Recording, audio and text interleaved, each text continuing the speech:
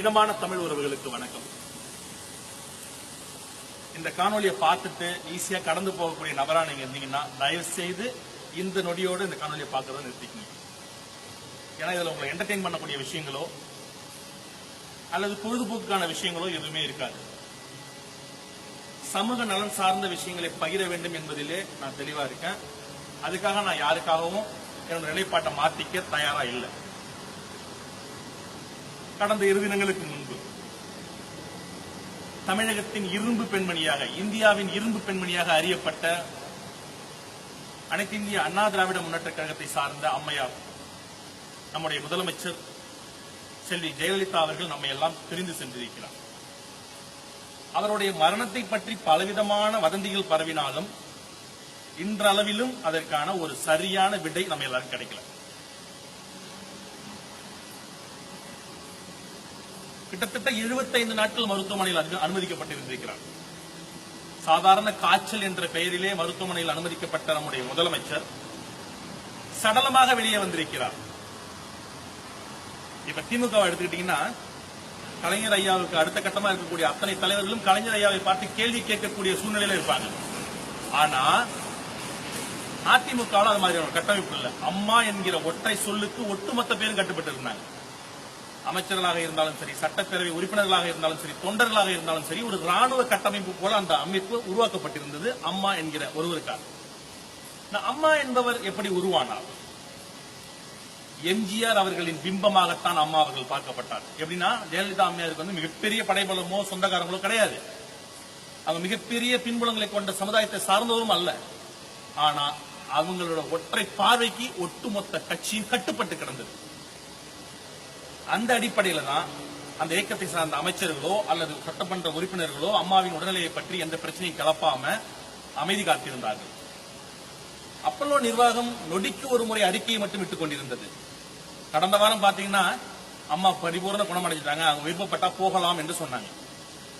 எங்களை போன்ற சமூக வலைதளவாசிகள் நாங்க என்ன நினைச்சிட்டு இருந்தோம்னா, ஒருவேளை அம்மா அவர்கள் வந்து தோற்ற வேறுபாடு அடைஞ்சிருப்பாங்க, ஒருவேளை தலைமுடிகள் மழிக்கப்பட்டிருக்கலாம், அல்லது தோற்றம் மெலிந்து போயிருக்கலாம், அதனால வந்து பொதுவெளிகளில் தங்களோட முகத்தை காட்ட மறுக்கிறாங்க, அதான் அறிக்கை மூலமா மக்கள்கிட்ட பேசிக்கிட்டு இருக்காங்க அப்படின்னு நாங்க நம்பிக்கிட்டு இருந்தோம்.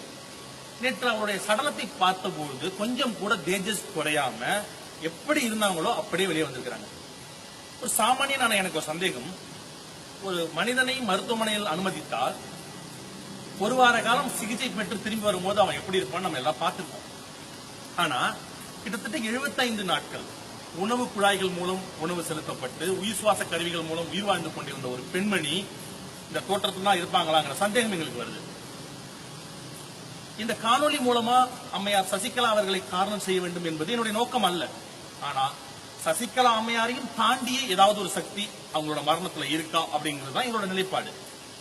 சில பேர் நினைக்கலாம், சசிகலா அம்மையார் நாங்க சாதிய ரீதியில வந்து கார்னர் பண்றோம். அப்படி நாங்க நினைச்சிருந்தோம்னா OPS ஐயா அவர்களை, பன்னீர்செல்வம் ஐயா அவர்களை முதல்வராக ஏற்றுக்கொண்டிருக்க மாட்டோம்.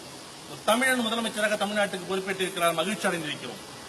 அவருக்கு நாங்கள் வாழ்த்து செய்திகளை பகிர்ந்திருக்கிறோம். அதே சமயத்தில் இந்த அம்மையாருடைய மரணத்தை பற்றி தெரிந்து கொள்வதிலும் ஆர்வமாக இருக்கிறோம். ஏன்னா அவங்களுக்கும் ஒரு குடும்பம், அவங்களுக்கும் ஒரு பையன், அவங்களுக்கும் ஒரு பொண்ணு இருந்திருந்தா இந்த மாதிரி சூழ்நிலை அவங்களுக்கு ஏற்பட்டிருக்குமா? ஒட்டுமொத்த இந்தியாவின் ஐடலாக, அதாவது ஒரு அடையாள சின்னமாக திகழ்ந்த ஒரு பெண்மணியின் மரணம் கேலிக்கூத்தாக்கப்பட்டிருக்கு. மதியானம் வந்து இறந்துட்டாங்க, நைட்டு வந்து இறக்கலன்னு சொன்னாங்க. இந்த மாதிரி அவங்களுடைய மரணத்தை வைத்து சித்து விளையாட்டுகள் நடந்திருக்கு. இதெல்லாம் எதுக்கு? இதை சம்மா கடந்து போக கூடாதுங்க, கேள்வி கேட்கணும். நிறைய பேர் கேட்கறாங்க, இந்த அதிமுக தொண்டர்கள் என்ன பண்ணாங்க, ஏன் போராடலன்னு. அதிமுக இருக்கக்கூடிய அமைச்சர்களை பாருங்க, MLA-க்களை பாருங்க, சாதாரண ஒரு தொண்டனாக இருந்து கட்சி பதவிக்கு வந்திருப்பாங்க. இதுதான் அந்த அம்மாவுடைய மிகப்பெரிய சாதுரியம். தன்னை சுற்றி மிகப்பெரிய ஜாம்பவான்களை வச்சுக்கல. கடைநிலை தொண்டர்களுக்கு பதவி கொடுத்து அழகு பார்த்தவர் அந்த அம்மா. ஒரு சின்ன உதாரணம் சொல்றேன்.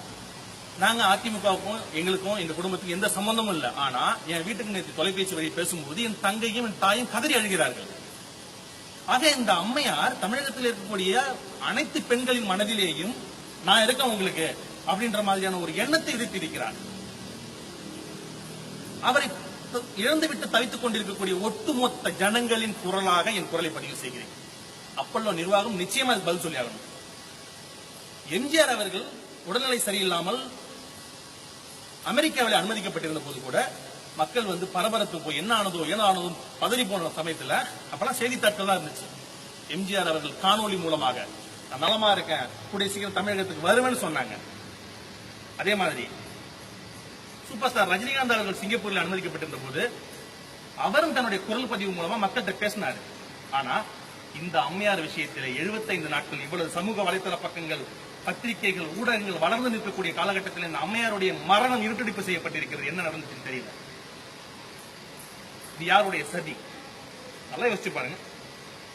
சமீபத்தில் ஒரு ஆட்சியர் சொல்றாரு, அம்மா கண் விழித்த உடனே தமிழக மக்கள் எப்படி இருக்காங்கன்னு கேட்டாங்க. ஏன் அவங்க கையில போன் இல்ல? எத்தனையோ கைபேசியில வசதிகள் இருக்கே, அவங்கள பேச விட்டு ஒரு வீடியோ எடுத்து பொதுத்தளத்தில் பகிர்ந்து நாங்க நம்பி இருப்போமே. இடையில அந்த அம்மா கையெழுத்து போடாம கைரேகையோட ஒரு அறிக்கை வெளியே வந்த போதே சந்தேகப்பட்டோம்.